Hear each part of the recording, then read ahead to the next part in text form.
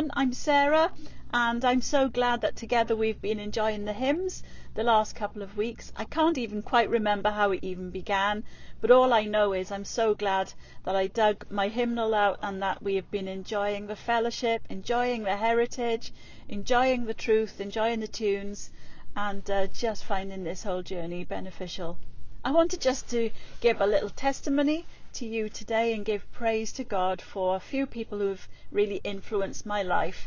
And as I've been thinking about this the last couple of days, I want to just give praise to God, especially about the influence in my life with regards to music. I grew up in a Christian family with incredible parents. Some of you know my parents and will have loved them through the years. I used to sit as a little child in church, in the congregation with my mum and dad before my dad was a leader and before my mum was a worship leader, and we used to sit as a family. The organist and worship leader at that time, when I was a really little girl, was a lady called Myra Jones Perkins. Now, she was really inspiring when she played the organ, and she used to do things like play with one hand, play with her right hand, with her left hand in the air praising God. So she would have right hand, left foot, and really praising God in a very unique way. My mum looked on at this and was really inspired because as a child, I think she observed that I showed a musical interest or an aptitude. She'd heard on the radio that if a child sings nursery rhymes in tune, they may be beneficial for them to have music lessons as they grow up. And she looked at Myra Jones Perkins and she was inspired. And this is the reason why. Because I was born with only one hand. When you hear the occasional wrong note in the hymns that I've been rolling out, please forgive me, but my style of playing is really unique, and it's not surprising when I sometimes make the occasional mistake. But Myra Jones Perkins inspired our family, and so my mum thought maybe she could find a piano teacher who could teach me to play with one hand. And so my mum found a piano teacher called Miss Jenny Sims. When I was 7 years of age, I started lessons with Miss Sims, and we first of all started playing with one hand.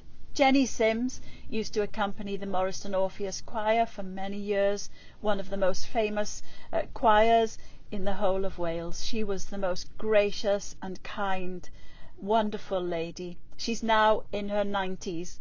It's about 2 years ago that I went to her house to visit her after all these years.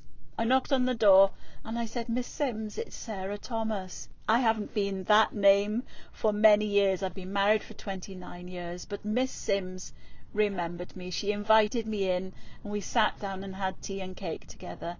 She recalled my mum going to the house to say, "I've got a young girl.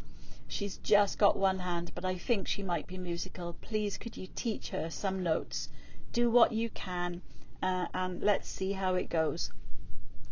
Miss Sims said I was up for that challenge and I welcomed you with open arms, and there began our journey together. She said, "I'll never forget when I put you in for grade 1 and the result came back from the Royal College of Music." She said, "And you passed grade 1 with 126 marks out of 150. That meant you passed with merit." Now, this is a lady in her 90s. I said, "Miss Sims, how did you remember that?" And she said, "There are some things, my dear, that one will never forget." And so we were on this really special journey together. I started off with playing with one hand, and then I progressed to finding a way to play one note with the end of my arm. Now, it looks very bizarre, but to me it's completely natural. So I play one note with my left arm and plenty of notes with my right. Take the clock forward a few more years. I passed a few more exams. At age 15, I started playing in church. My mum would play the organ and I would play the piano. We would play together. Then sometimes I would play on my own. By the time I was 16, 17, I was playing on my own, playing in youth events and in different places through the years. When I was about 17 or 18, I regularly used to get phone calls from another inspiring person in my life, Peter Bridgens. He would phone me up and say, "Sarah, I'm singing in the Easter Convention. I'm doing 2 pieces and please will you play for me?" And so I would go to the house and I would practice with him. He says, "There's the music, but I'm not doing it in that key. I want to drop it down. We'll do it in the key of G. Oh, but I do want to rise up a key for the last chorus. In fact, we'll go up a key and then we'll go up another key. And if you've ever heard him sing, The King is Coming, you can't just do it in one key. You have to do at least 4 key changes. And so I miss that man. What an influence in my life. Only today I was thinking there were so many other people that could have played for Peter to sing. My mum, Peter Williams, and Roderick, so many other really competent organists and musicians within the Neath district, but he used to ask me, and I've suddenly realised today he did it to encourage me, to influence me, to inspire me, to help me in my journey and to help to grow my confidence to play music and lead worship in public. And what an honour that is. And I suddenly realised today he did that strategically. Thank you, God, for people like Peter Bridgens. Thank you, God, for people like Maya Jones Perkins. Thank you, God, for Jenny Sims, who believed against the odds that some things are possible when they seem impossible. So many other names I could mention, but just those 3 is sufficient for now.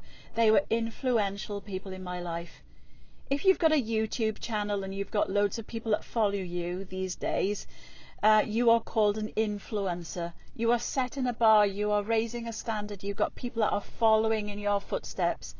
And these 3 people that I've mentioned are people that I aspire to follow in their footsteps, with a heart after God, a heart of music, a heart of praise, a heart of possibility and opportunity.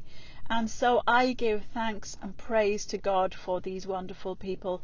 I thank God for them and their influence in my life.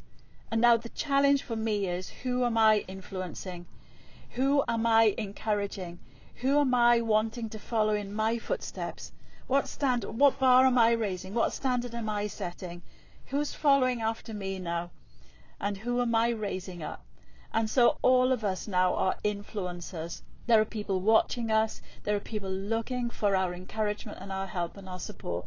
And I pray that as God's people we would continue to do that, continue to be that sort of person.